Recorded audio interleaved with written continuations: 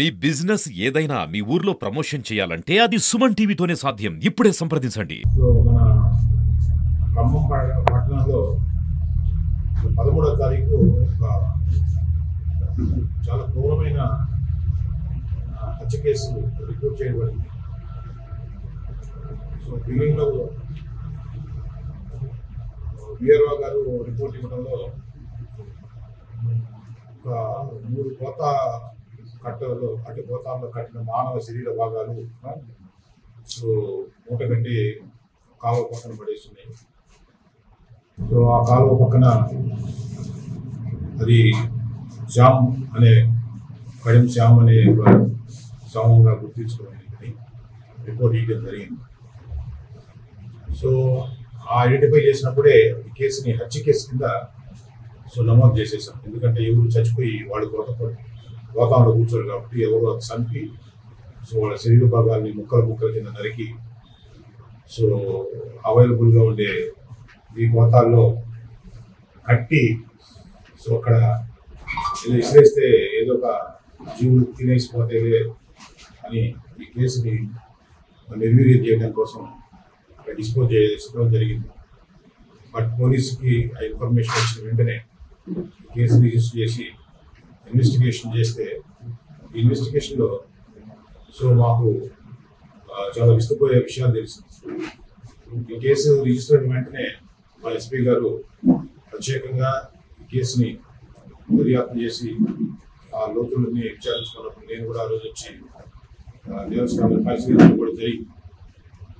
So ఆ తర్వాత మన నరసింహారావు మరియు మల్లికార్జున సిఐ నరసింహారావు ఎస్ఐ వాళ్ళ టీం ఆధ్వర్యంలో ఇన్వెస్టిగేట్ చేస్తే విస్తుపోయే నిజాలు ఏం జరిగిందంటే ఈ హత్య చేసింది వాళ్ళ కుటుంబ సభ్యులు అనేది కొంచెం షాకింగ్గా అనిపించింది.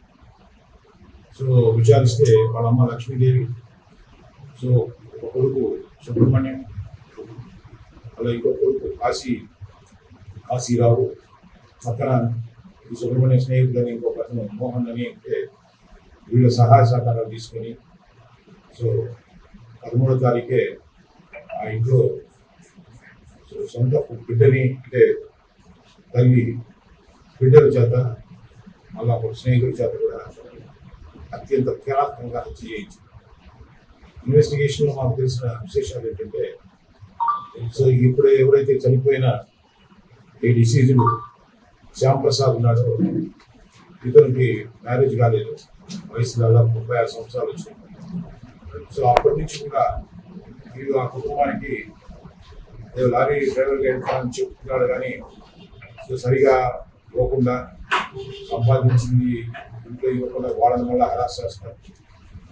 సో ఇంకా విచిత్ర విషయం ఏంటంటే ఎక్కడ పడితే అక్కడ బంధువులు ఇళ్ళ కానీ ఎక్కడికన్నా పోయినా కానీ సో ఆడవాళ్ళు ఎట్లా అసభ్యంగా ప్రవర్తిస్తారు ఆ విషయం వీళ్ళ మదర్కి తెలియజేసుకుంటుంటే ఆమె బాధపడి ఎక్కడికి వెళ్ళినా కానీ కుటుంబాన్ని అనిపిస్తూ సో ప్రతి ఒక్కరూ వాళ్ళ అమ్మకి మీ వాడి నుంచి కొడుతున్నాడు, మీ వాడు నా చేత నా వల్ల అసభ్యంగా ప్రవర్తించారంటే బంధువులు కూడా రావడం ఆ కుటుంబానికి తగ్గిపోయింది. వావి వరుస లేకుండా ప్రవర్తిస్తున్నాడనే బాధ తల్లి మనసులో ఉండింది. సో ఈ విషయం మీకు తెలిసినా తెలియకపోయినా మనకు విషయాల్లో తెలిసింది ఏంటంటే సో లాస్ట్ కూడా ఒక పిచ్చ వ్యక్తిలాగా తయారైపోయి సో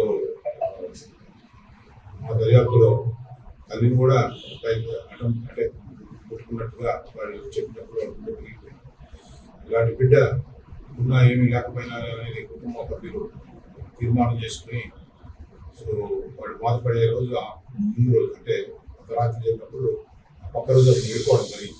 వెళ్ళిపోయి లారీకి వెళ్ళి డ్రైవర్గా వచ్చేటప్పుడు మార్గం మధ్యలో లారీని ఆపేసి అక్కడ కూడా ఎక్కువ లారీ సో ఆ బండి డ్రైవర్ని చాలా హింస పెడితే ఆ లారీ ఓనర్ వచ్చి మళ్ళా నీ కొడుకు లారీ కూడా తీసుకురావట్లేదు, లారీ ఇబ్బందులు పెడుతున్నాడని చెప్పేస్తే అతన్ని తీసుకొని మళ్ళా కుటుంబ సభ్యులు పోయి ఓరో కళ్ళు వెళ్ళి సో ఇంటికి తీసుకొచ్చిన తర్వాత వాళ్ళు తాగి పడుకున్నాడు.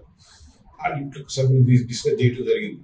భారం ఏ రకంగా కూడా ఇవ్వడంలో ఉపయోగం లేదు, ఒక కఠిన నిర్ణయం తీసుకొని మోహన్ అనేవాడి సహాయం తీసుకొని అతను పడుకొని నిద్రపోతుంటే గొంతు కోసేయడం జరిగింది.